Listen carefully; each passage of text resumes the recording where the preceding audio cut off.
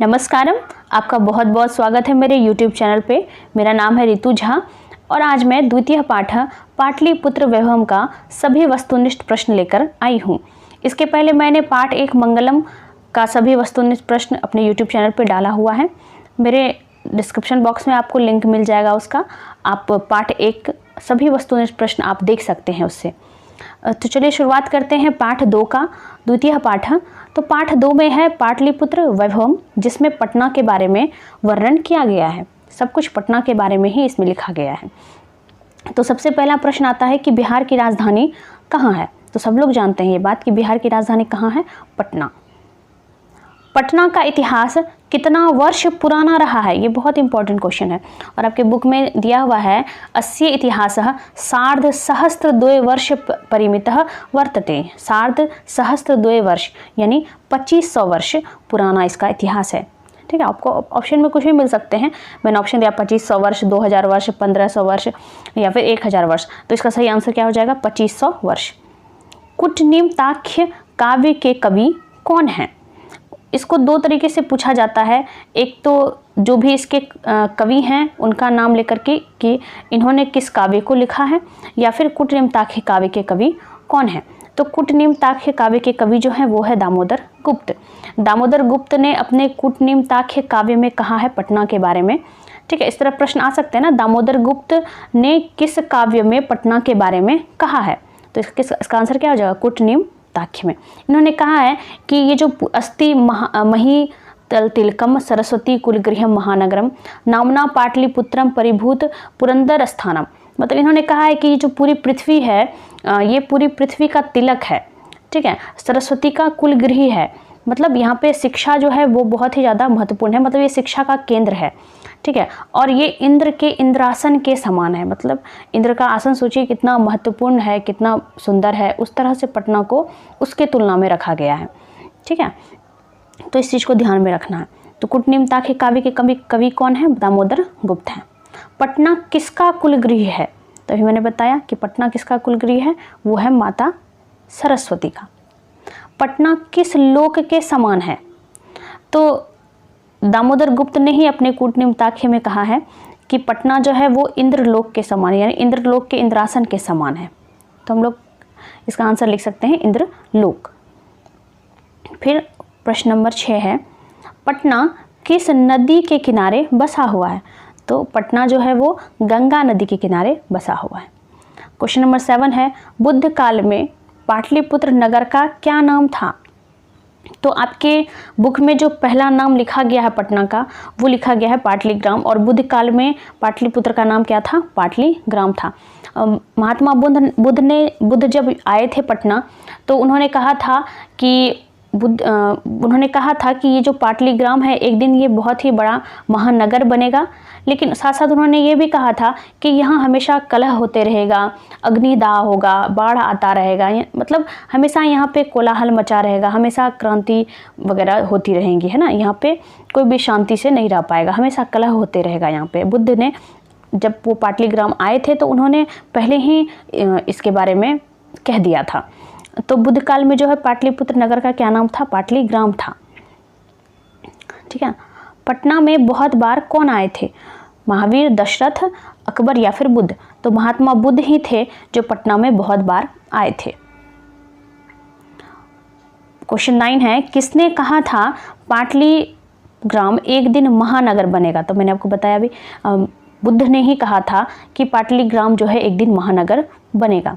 और जैसा कि अभी हम लोग देखते हैं कि ये एक महानगर है।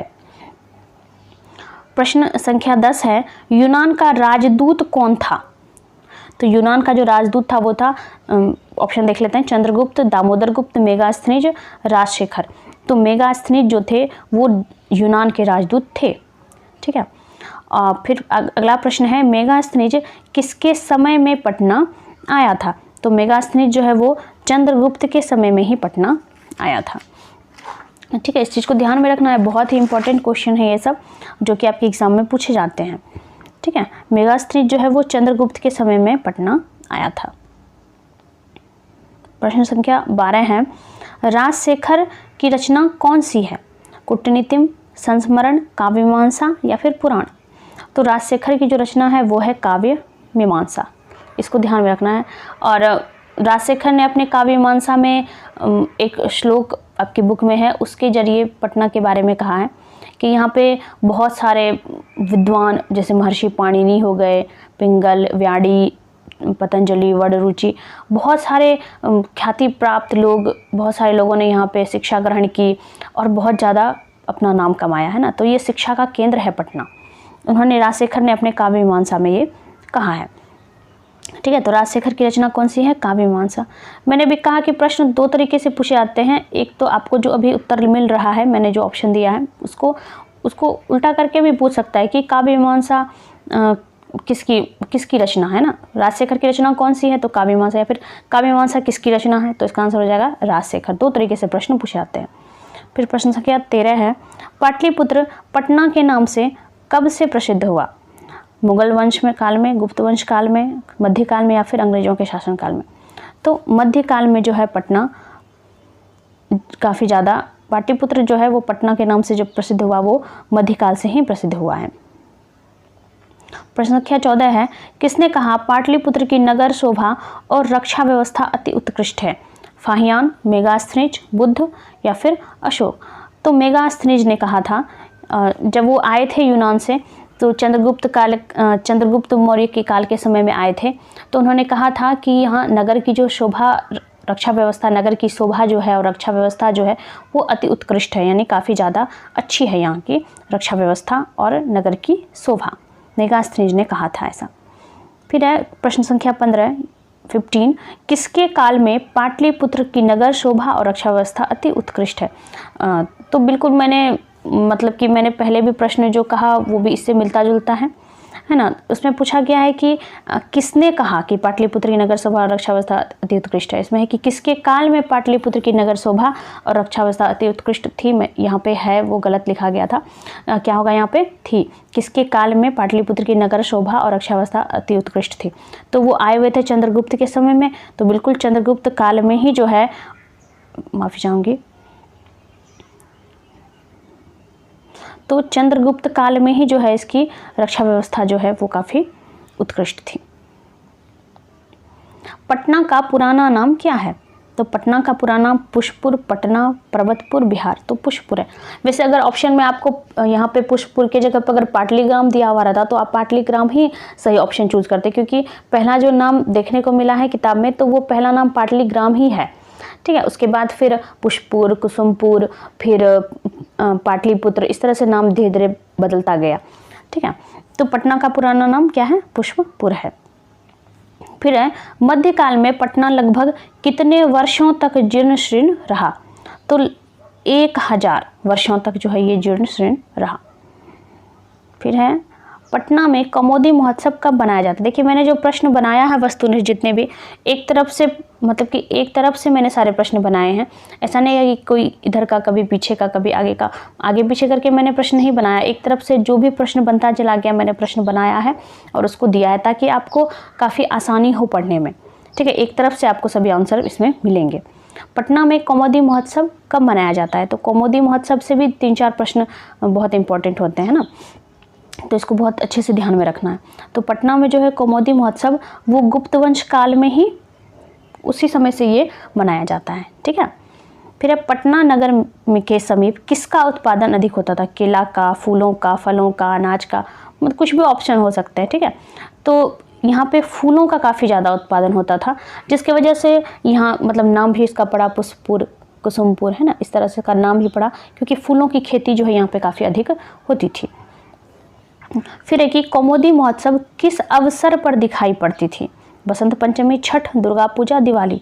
तो ये जो है दुर्गा पूजा के समय में दिखाई पड़ती थी। ठीक है, फिर एक कौमुदी महोत्सव किस वंश में प्रचलित था? तो ये गुप्त काल से ही मनाया जाता था, तो गुप्त वंश में ही सबसे ज़्यादा ये प्रचलित भी था। ठीक है, कुसुमपुर और पुष्पपुर का नया नाम क्या है? नया नाम क्या है? रांची, भागलपुर, पटना या फिर चंपारण। तो कुसुमपुर और पुष्पपुर की जो नाम जो लिया गया है वो पटना के लिए लिया गया है, क्योंकि इस पुष्पपुर और कुसुमपुर जो नाम पड़ा था वो फूलों की खेती की वजह से पड़ा था। ठीक है, तो सब इसका नया नाम क्या है? पटना है। पाटल पुष्पों की पुतलिका पाटल पुष्पों की पुतलिका रचना के आधार पर पटना का कौन सा नाम है? तो बिल्कुल पुष्पपुर ही नाम है इसका। पटना नगर की पालिका देवी कौन है? ये मोस्ट इंपॉर्टेंट क्वेश्चन, ये मैंने बहुत बार देखा है कि एग्जाम में पूछा गया है, वेरी इंपॉर्टेंट है। तो पटना नगर की पालिका देवी कौन है? पटन देवी है, इसको बहुत ध्यान में रखना है। पटना नगर की पालिका देवी है पटन देवी। फिर प्रश्न नंबर 25 है, पटना के उत्तर दिशा में कौन सी नदी है? काशी, गंगा, यमुना, सोन। तो पटना के उत्तर दिशा में जो है गंगा नदी बहती है। ठीक है, पटना के उत्तर दिशा में गंगा नदी बहती है। फिर 26 नंबर प्रश्न, शरत काल में कौन सा महोत्सव होता है? सरस्वती पूजा, दुर्गा पूजा, कौमुदी या फिर छठ। तो शरत काल में जो है कौमुदी महोत्सव मनाया जाता है। वैसे ये भी दुर्गा पूजा, छठ, सरस्वती पूजा ये भी शरत काल में ही होते हैं, यानी जब ठंड होती है उस समय में होते हैं, लेकिन पाठ में जो है कौमुदी के बारे में चर्चा की गई है जो कि दुर्गा पूजा के समय में ही मनाया जाता है। तो शरत काल में के समय में कौन सा महोत्सव होगा? तो कौमुदी महोत्सव है। पटन देवी कहाँ अवस्थित है? तो पटन देवी कहाँ अवस्थित है? तो वो पटना में अवस्थित है। फिर है एशिया महादेश का सबसे लंबा सेतु कहाँ है? इस बात को भी ध्यान में रखना है। एशिया महादेश, सोचिए कितना बड़ा प्रश्न है ये कि एशिया महादेश का सबसे लंबा सेतु कहाँ है? एशिया महादेश का सबसे लंबा सेतु है पटना में। ठीक है, इस चीज़ को ध्यान में रखना है कि एशिया महादेश का सबसे लंबा सेतु कहाँ है? वो है पटना में। गोविंद सिंह सिख संप्रदाय के कौन से गुरु थे? 7वें, 9वें, 10वें, 5वें। तो गोविंद सिंह जो है वो सिख संप्रदाय के 10वें गुरु थे। प्रश्न संख्या 30 है, प्राचीन काल में शिक्षा का केंद्र कहाँ था? तो प्राचीन काल के समय में तो शिक्षा का सबसे बड़ा केंद्र जो था वो तो पटना ही था, है ना। पाटलिपुत्र जो था वही शिक्षा का सबसे बड़ा केंद्र था। इस चीज़ को ध्यान में रखना है। माफी चाहूँगी।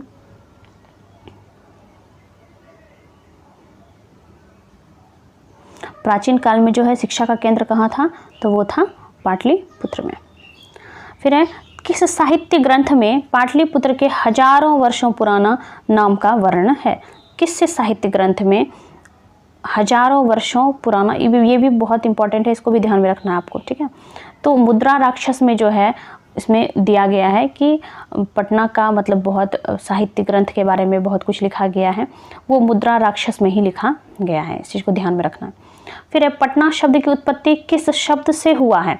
पाटल, पटन, पत्तन, पटल। इस बात को भी ध्यान में रखना है कि पटना शब्द की जो उत्पत्ति हुई है वो पत्तन से हुई है। ठीक है, फिर है, किसके शासन काल में पाटलिपुत्र अधिक समृद्ध हुआ? पाटलिपुत्र का अधिक समृद्धि हुआ किसके काल में? अशोक के काल में, बुद्ध के काल में, चंद्रगुप्त के काल में या फिर मुगल वंश के काल में? तो इसका सही आंसर हो जाएगा कि चंद्रगुप्त के काल में जो है पाटलिपुत्र का सबसे ज़्यादा अधिक समृद्धि हुआ, चंद्रगुप्त काल में। आपको ध्यान में रखना ये सब चीज़, क्योंकि इस तरह के 2-3 प्रश्न हैं कि किसके समय में समृद्ध हुआ, तो किसके समय में इसकी शोभा रक्षा व्यवस्था उत्कृष्ट थी, है ना। ये सब चीज़ ध्यान में रखना है, क्योंकि कुछ नाम है इसमें, जैसे अशोक का नाम हो गया मेगास्थनीज, या फिर चंद्रगुप्त के समय में। तो ये सब चीज़ थोड़ा ध्यान में रखना है कि चंद्रगुप्त काल में जो है ये काफ़ी ज़्यादा समृद्ध था। फिर देखिए अगला क्वेश्चन उससे रिलेटेड है कि अशोक के काल में जो है पटना का वैभव कैसा था? सुंदर, अच्छा, उत्कृष्ट, समृद्ध या फिर उत्कृष्ट? तो इसका सही आंसर हो जाएगा सुंदर भी था और समृद्ध भी था, दोनों था। अशोक के काल में जो है पटना का जो वैभव था वो सुंदर भी था और समृद्ध भी था। आपके बुक में भी दिया है, आप पढ़ेंगे तो आपको पता चल जाएगा कि ये सब प्रश्न इसमें, ये सब चीज़ इसमें दिए गए हैं। ठीक है, आपको ध्यान में रखना है ये सब चीज़ों को। प्रश्न संख्या 35 है, किस नदी पर गांधी सेतु सड़क मार्ग बना है ना? तो गंगा नदी पर ही गांधी सेतु सड़क मार्ग बना हुआ है। फिर प्रश्न संख्या 36 है कि वर्ष, उपवर्ष, पाणिनि, पिंगल, व्याड़ी, वररुचि, पतंजलि आदि विद्वान कहाँ अध्ययन कर ख्याति प्राप्त की थी? भागलपुर, दिल्ली, पटना, बनारस? तो सही आंसर हो जाएगा पटना। मेगास्थनीज ने अपने संस्मरण में भी कहा है, माफी चाहूँगी, कि राजशेखर जो है उन्होंने अपने काव्य मीमांसा में कहा है कि यहाँ पर पाणिनि, पिंगल, व्याड़ी, वरुचि बहुत सारे महान पुरुष आए जो कि पढ़ के यहाँ से बहुत सारी ख्याति प्राप्त उन्होंने की है। तो पटना से ही पढ़कर उन्होंने ख्याति प्राप्त की है। तो अगर इस तरह के प्रश्न पूछे जाएं कि इन सब चीज़ों इनके बारे में किसने कहा है, तो राजशेखर ने कहा है अपने काव्य मीमांसा में। ध्यान में रखना आपको। फिर प्रश्न संख्या 37 है कि बिहार के किस नगर में गोलघर है? तो पटना।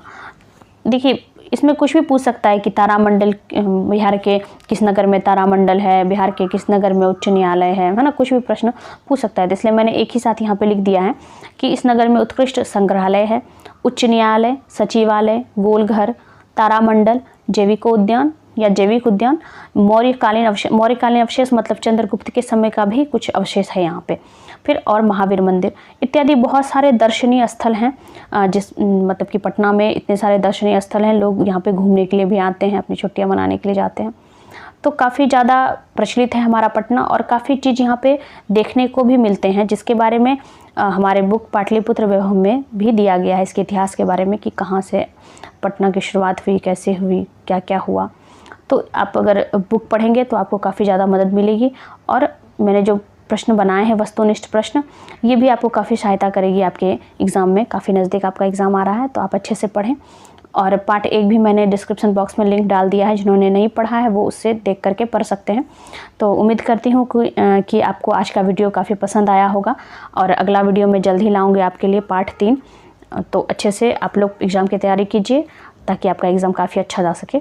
बहुत बहुत धन्यवाद।